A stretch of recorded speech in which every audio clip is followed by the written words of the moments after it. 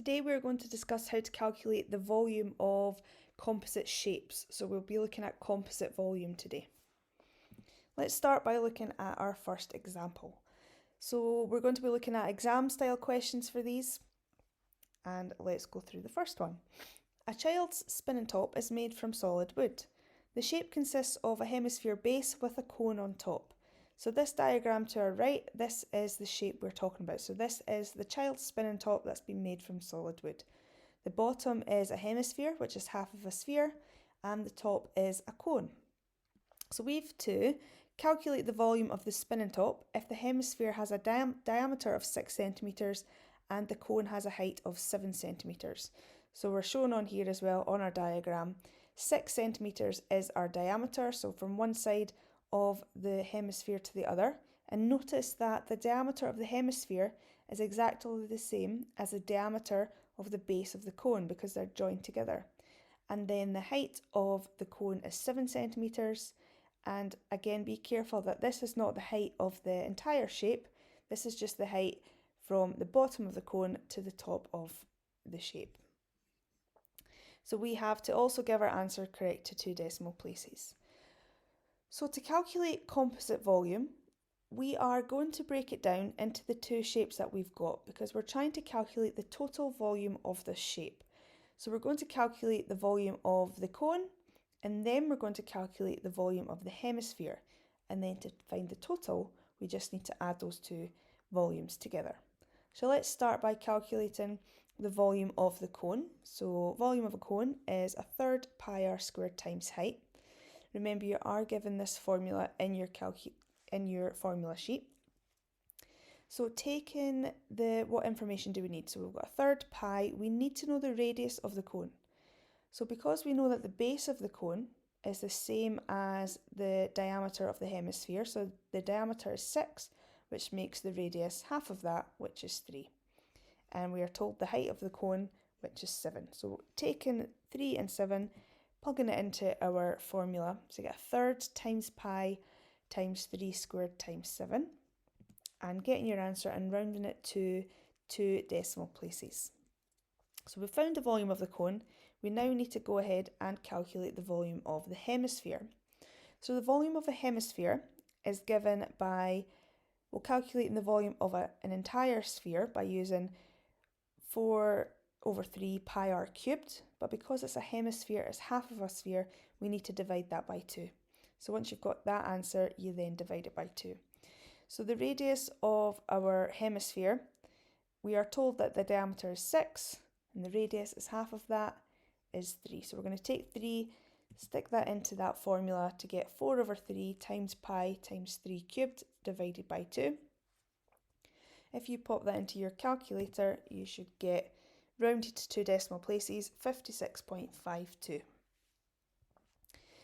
A step in between this line that you pop into your calculator before rounding it, can you please get into the habit of writing down your unrounded answer, so a few decimal places after your point, and then rounding it, just to make sure that you're careful with your rounding. So once we've done that, we now need to find the total volume, and all we're going to do is take those 2 volumes and add them together. And remember to use your units on the end. So because we're finding the total volume, we've split it up into 2 shapes and then just added them together. Okay, let's look at this second example. Again, another exam style question. So a solid hemisphere is pushed into an open top cylindrical container as shown. So here we have a cylindrical container and then a solid hemisphere is pushed into that. The hemisphere and the cylinder have the same diameter, with the height of the cylinder being equal to the radius of the hemisphere. Okay, that seems quite tricky to kind of break down, but let's see what that means. So the hemisphere and the cylinder have the same diameter, which is clear from this. So the diameter of the hemisphere is 14 from one side to the other. But because that's fitting perfectly inside the cylinder, that means that the diameter of the cylinder is also 14 centimetres.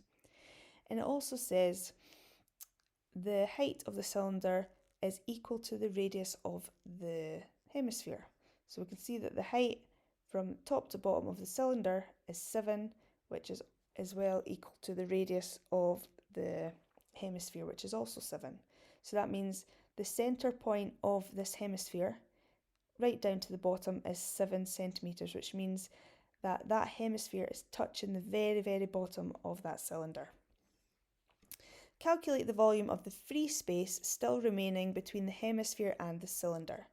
So this time we are calculating this blank space in here. That's what we're trying to find out. So we don't want to, in our final answer, we don't want to count the volume of the hemisphere. We want to figure out what this extra space is. So basically, what is the difference between these two volumes? So like our previous example, we're going to calculate the volume of the hemisphere, and we're also going to calculate the volume of this cylinder. So the cylinder, pi r squared times height. So our radius is, if our diameter is 14 for the cylinder, our radius is half of that, so it's 7.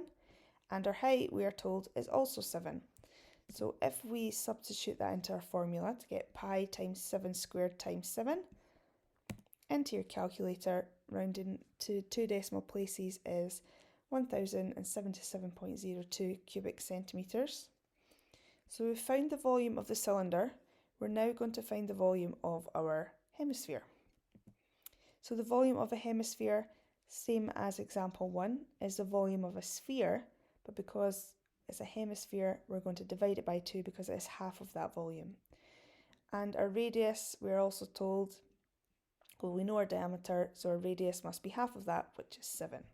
So substitute that into your formula, and you should get 718.01 cubic centimetres. So now we know what the total cylinder volume is, we know what the hemisphere is, but we're trying to find out what this extra space in between the two are.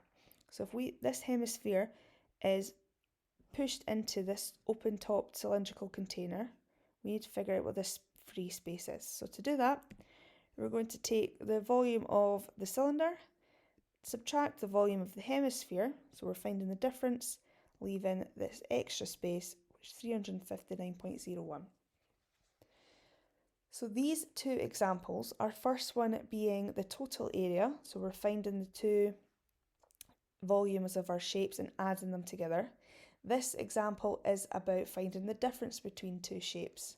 So you really need to read your questions very, very carefully and figure out if your final step, are you going to be adding the volumes together, or are you working out something slightly different that maybe requires you to take away.